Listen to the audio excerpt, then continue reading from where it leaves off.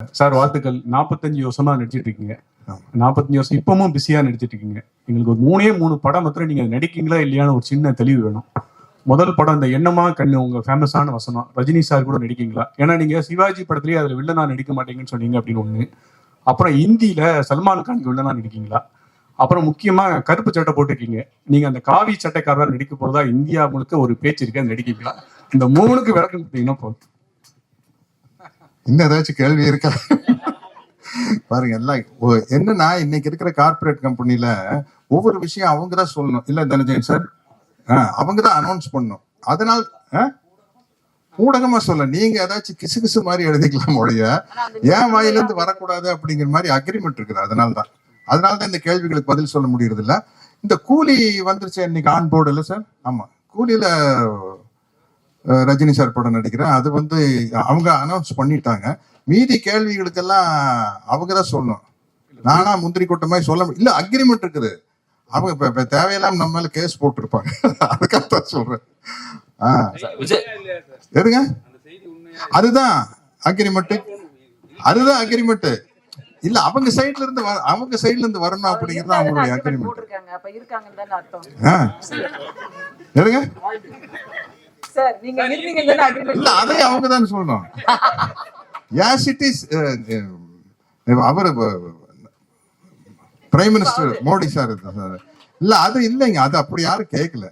ஆமா, அப்படியே நடிச்சாலும் நல்ல என்னுடைய நண்பன் இப்ப இல்ல, மணிவண்ணன் மாதிரி ஒரு டைரக்டர் டைரக்ட் பண்ணாங்கன்னா எல்லாம் ஆசிட்டிஸ் அப்படியே எடுப்பாங்க. இல்ல விஜய் மில்டன் சார் அப்படியே எடுக்கலாம் அப்படின்னாலும் கூட ஓகே. வெற்றிமாறன் மாதிரி, ரஞ்சித் மாதிரி, மாரி செல்வராஜ் மாதிரி டைரக்ட் பண்ணாங்கன்னா மோடி பயோபிக் நல்லா இருக்குன்னு நினைக்கிறேன். விஜய் மில்டன் சார் உங்களுக்கு சார், சமீப நாட்கள்ல நிறைய படங்கள் விஜய் ஆண்டனி சாரை பார்த்திருக்கோம், வேற ஷேட்ஸ். பட் அவரை தான் காஸ்ட் பண்ணணும்ன்ற ரீசன் என்ன? இந்த படம் என்ன சொல்ல வருது ஆக்சுவலா விஜய் ஆண்டனி அவரை வச்சுட்டு? இல்ல, ஆக்சுவலா விஜய் ஆண்டனி சார் தான் இந்த படத்துக்கு கரெக்டா இருக்கும். இந்த படம் ஒரு விஜய் ஆண்டனி எப்பவுமே பார்த்தீங்கன்னா ஒரு மூடியா ரியாக்ஷன்ஸ் பெருசா வராது. எல்லாமே உள்ளுக்குள்ளதான் இருக்கும், வெளியே அவ்வளவா வெளிக்காட்டிக்க மாட்டாரு. ஸோ அது நடிக்க தெரியாதுன்னு நிறைய பேர் தப்பா பேசிட்டு இருக்காங்க சார். ஆக்சுவலா அது எவ்வளவு பெரிய கஷ்டமான விஷயன்றது எங்களுக்கு தான் தெரியும். 3ஆம் பிறை படத்துல ஆக்சுவலா ஸ்ரீதேவி மேடம்க்கு தான் நேஷனல் அவார்டு கிடைக்கும்னு எல்லாம் நினைச்சேன். ஆனா கமல் சார் தான் கிடைச்சது. ஏன்னா அதுதான் ரொம்ப கஷ்டமான ஒரு ஆக்டிங். அது கேரி பண்றதுதான் ரொம்ப கஷ்டம், அதை ஹோல்ட் பண்றது ரொம்ப கஷ்டம். இந்த படத்துல விஜய் சார் அவ்வளோ அழகா பண்ணியிருக்காரு சின்ன சின்ன விஷயங்கள். ஏன்னா இது ஸ்கோப்பே இல்லாத படம். ஒரு ஹேண்டிகேப்டாவோ கண்ணு தெரியாத ஆளாவோ நடிக்கிறது ஈஸி. அதை ஈஸியா 50% அந்த பாடி லாங்குவேஜ் இதே கிரியேட் பண்ணும். இதெல்லாம் இல்லாம நம்மளுக்குள்ள இருக்க ஒரு சாதாரண மனுஷன் அவனுக்குள்ள ஒரு 1000 எமோஷன் இருக்குன்றத ஃபேஸ்ல கொண்டு வரதுதான் ரொம்ப கஷ்டம். இன்ஃபேக்ட் ரோமியோல விஜய் மிக அழகா நடிச்சிருந்தாரு. அது ப்ளூ சட்டை போட்டா மட்டும் கண்ணு தெரிய மாட்டாங்க தான் என்னன்னு தெரியல எனக்கு. மற்றபடி சாரும் ப்ளூ சட்டை தான் போட்டிருக்காரு.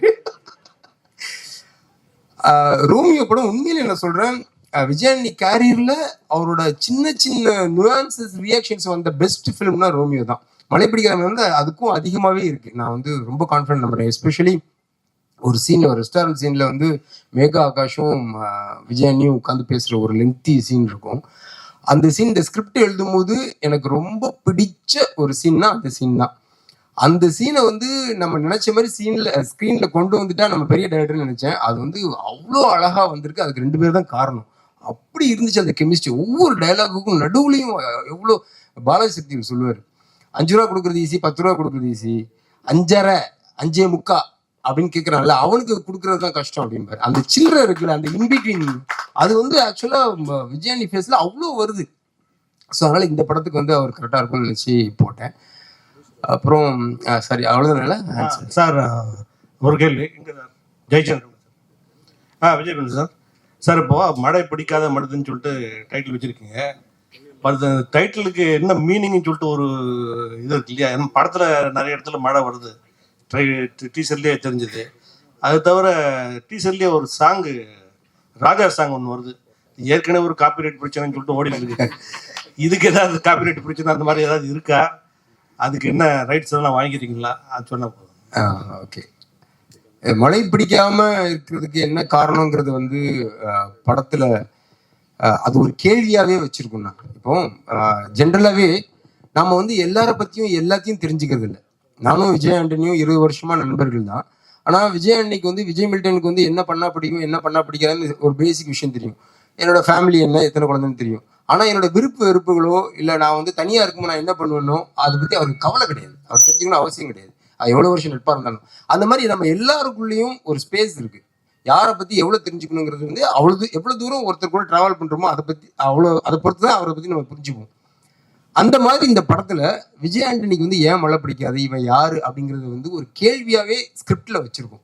இதுக்கு வந்து எந்த அளவு ஆன்சர் பண்ணிருக்குன்றது வந்து வியூவர்ஸ் சைட்ல வந்து ஒரு பார்ட்டிசிபேஷனா வச்சிருக்கோம். அதாவது எல்லாத்தையும் அன்டோல்டு ஏரியான்னு சொல்லுவாங்க. ஒவ்வொரு கதையிலையும் கதை வந்து எல்லாத்தையும் சொல்லிடும், கவிதை வந்து சொல்ல முற்படும். அந்த இன்பிட்வீன் கேப்ஸை வந்து வியூவர்ஸ் வந்து புரிஞ்சுக்கணும். அந்த மாதிரியான ஒரு விஷயம் வந்து இந்த படத்துல நான் ட்ரை பண்ணியிருக்கேன். ஸோ அதனால அது அந்த படம் பார்த்துட்டு நீங்க விஜய் ஆண்டனிக்கு ஏன் மழை பிடிக்காதுன்னு சொன்னீங்கன்னா I'll be happy. Vijay Antony sir கொஞ்சம் டைம் கொடுங்க. அதுல ஒரு சின்ன டிஸ்பியூட் போயிட்டு இருக்கு. 2 பேரும் கிளைம் பண்றாங்க அந்த காப்பிரைட். அதை சார்ட் அவுட் ஆகிடும் நினைக்கிறேன் இன்னைக்குள்ள. விஜய் ஆண்டனி சார் ஒரு சைட்ல அவங்க சொல்றாங்க, ஒரு சைட்ல மியூசிக் கம்பெனி சொல்றாங்க. டீசர்ல வந்து இருக்கணும்னு டைரக்டர் ஆசைப்படுறாரு. சார்ட் அவுட் பண்ணிட்டு நாங்க சொல்றோம். விஜய் ஆண்டனி சார் இந்த படத்துல ப்ரொமோ ஒண்ணு போட்டாங்க டைரக்டர் நடிச்ச மாதிரி. அதுல ஒரு டைலாக் வருது, முதல் சீன்ல இருந்து கடைசி சீன் வரைக்கும் ஒரே மாதிரி நடிக்கிறாருன்னு. உங்க நண்பரா இருந்தாலும் எப்படி அந்த சீனை நீங்க விட்டீங்க? கலாச்சிருக்காரு அவங்கள. ஆல்மோஸ்ட் அதான் பண்றேன் சார் ஆக்சுவலா. இல்ல ஐம் சாரி. இல்ல அதாவது சார் தேங்க்யூ சார். சார் நம்ம சச்சின் டெண்டுல்கரை பார்த்து யோ என்னையே ஆடுறேன் நம்ம தைரியமா கேட்கலாம் சார். ஏன்னா அவர் எவ்வளவு ஆடுவாரும் உலகத்துக்கே தெரியும். அந்த மாதிரி எனக்கு ஒரு கான்ஃபிடென்ட் இருக்கு.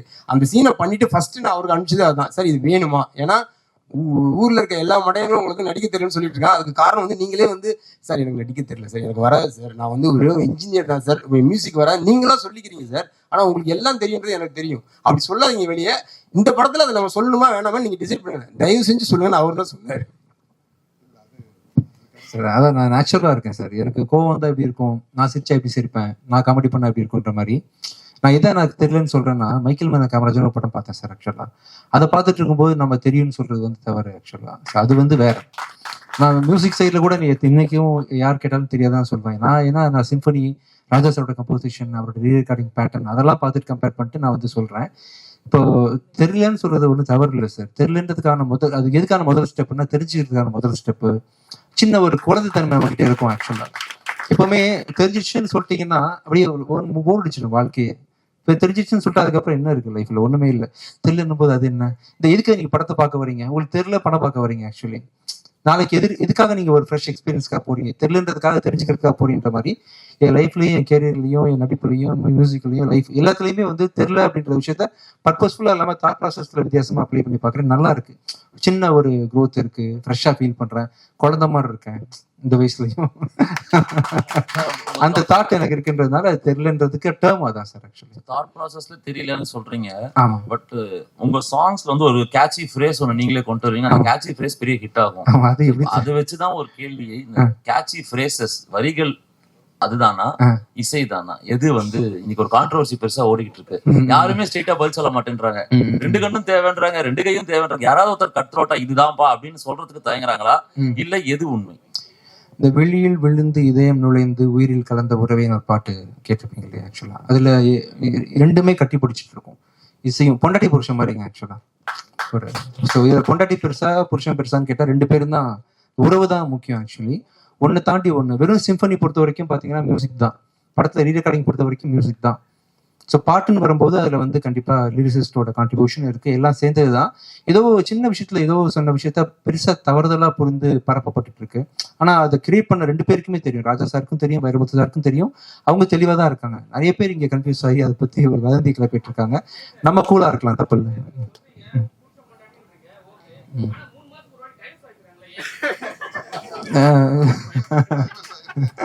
வழக்கமா என்ன ஒருத்தர் கேட்பாரு, அவர் நீங்க தானா? ஆக்சுவலா நீங்க தானா? அவரை காணவே நினைச்சிருந்தேன். நீங்க தானா? ஒருத்தர் அவர் வந்திருக்காரு அன்னைக்கு. யாரு வரல? என்னடா ஒரு காணவேன்னு பார்த்துட்டு இருந்தேன். இந்த கேட்டு இன்னொரு ஆமா ஆமா. ம் ம் ம் ம்.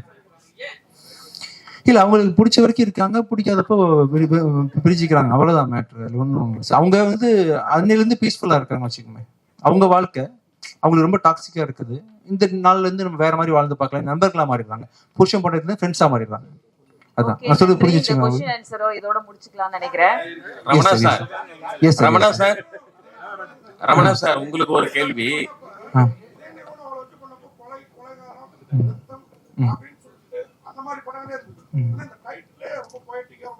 ஆமா சார், டைரக்டர் தான். ஆமா ஆமா.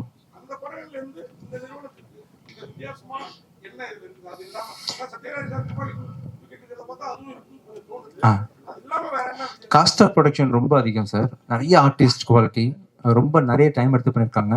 விஜய் மில்டன் சாரோட கேமரா ஒர்க் பார்த்தீங்களா? ஆக்சுவலி நானே ஃபர்ஸ்ட் டைம் கீழேருந்து பார்க்குறேன். இந்த ட்ரெயிலர் நான் பார்க்கல, என்கிட்ட காட்டல. ஃபர்ஸ்ட் டைம் பார்க்குறேன். எனக்கு திடீர்னு இந்த கதையில இருந்த எனக்கே இது வந்து பிரம்மாண்டமா இருந்துச்சு. பிரம்மாண்டமா பண்ணியிருக்காங்க ப்ரொடக்ஷன் அப்படின்ற விஷயத்துல வந்து இந்த படம் அவங்களுக்கு பெரிய வெற்றியை தரும். ரமணா சார், உங்களுக்கு ஒரு கேள்வி. மறுபடியும் அதாவது டைரக்டரா இருந்து நடிகர் ஆயிட்டீங்க இல்லையா? இப்போ மறுபடியும் வந்து நீங்க டைரக்ஷன் பண்ணணும், நாம சேர்ந்து பண்ணணும்ட்டு விஜய் ஆண்டனி சார் சொல்லிட்டாரு. இப்போ நீங்க மறுபடியும் டைரக்ஷன் பண்ண வந்தா அவருக்கு என்ன மாதிரி கதை வச்சிருக்கீங்க, என்ன மாதிரி கேரக்டர்கள் கொடுப்பீங்க? இப்போதான் முதல் முறையா ஒரு எங்கிட்ட நானும் ரொம்ப பழகல, கொஞ்சம் கடந்த ஒரு 3 வருடமாமே நானும் விஜய் ஆண்டனி கொஞ்சம் நெருங்கி தான் பழகிட்டு இருக்கோம். இந்த படத்துல மூலமாக அவரோட நான் டிராவல் பண்றது, அவரோட இருக்கிறது, அவரோட பேசுறது, சினிமாவை தாண்டி நிறைய நாங்கள் 2 பேரும் பேசுறது அப்படின்ற நிறைய சந்திப்புகளும் நிகழ்வுகளும் நடந்திருக்கு.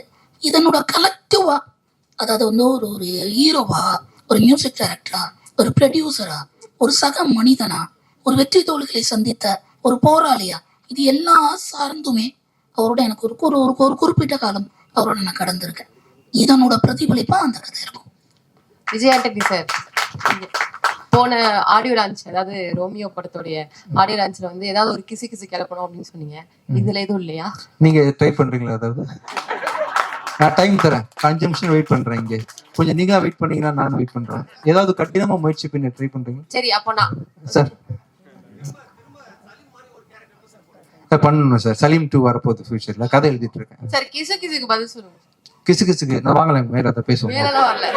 நம்மளே ட்ரை பண்ணுவோம்.